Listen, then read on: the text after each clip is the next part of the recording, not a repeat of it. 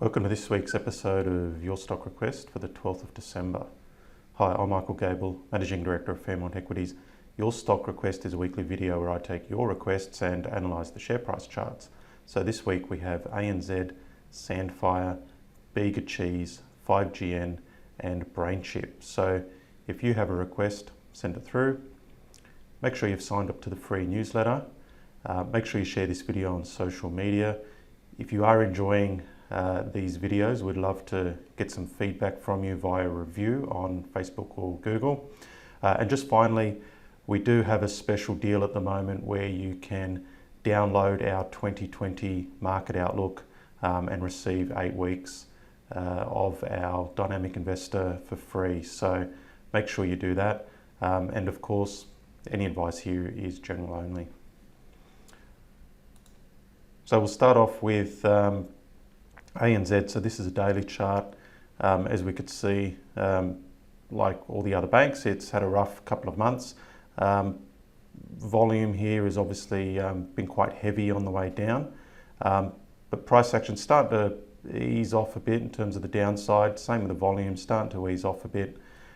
What I found is a very interesting island reversal here. So we've had a situation where it's gapped down, but then instead of continuing on, it's gapped back up, and the share price has managed to stay up at these sorts of levels. So that's interesting. That could be a sign that it's trying to find a low.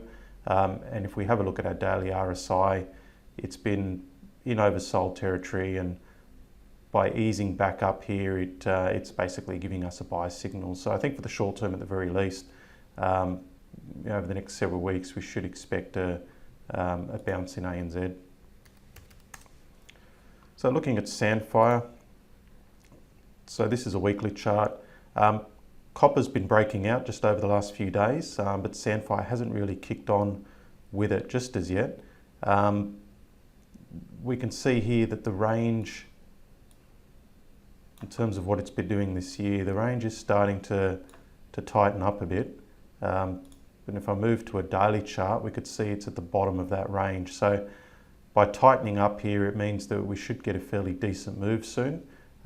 Could be to the downside, could be to the upside. I think for the moment, given that what copper is doing with Sandfire at the bottom of the range, it's potentially a tentative buy here, and then we'd be looking at a proper break of resistance here, and then it becomes a bit more of a lower risk buying opportunity. So tentative buy at the moment, look for the breakout, and that's your next buy signal. So Bega Cheese, weekly charts had a horrible run over the last year, shed quite a bit of value. Looking at the daily chart, we can see it dropped significantly at the end of October, bounced and then has come back to retest it. But what's quite interesting on the daily chart here is we've had this sort of retest of the October low, and then it's bounced pretty nicely in the last couple of days. So early signs that maybe it's finding a low here.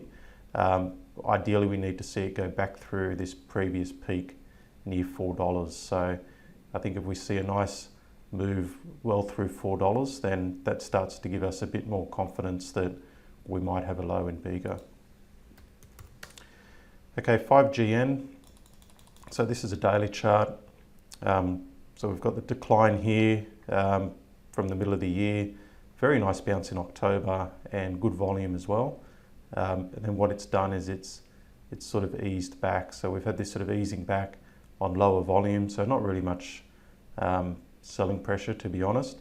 But now it's sort of crunch time for it. So it's back testing this October low, and it really needs to hold on to that support level if it's going to rally.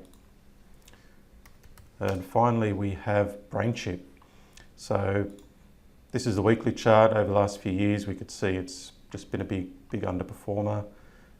Looking at the daily chart, I'm not really seeing anything that suggests it's ready to get going. And clearly we've got this obvious support level here in terms of the May and August low. You can't fall through that. Obviously, if it falls through that, it's going to suck in some more selling. So no signs yet as to what it wants to do, but but these lows are the key levels to look out for. All right, well, that's it for this week. If you have requests, send it through. We'll do another video next week for you. And also remember to download our 2020 market outlook.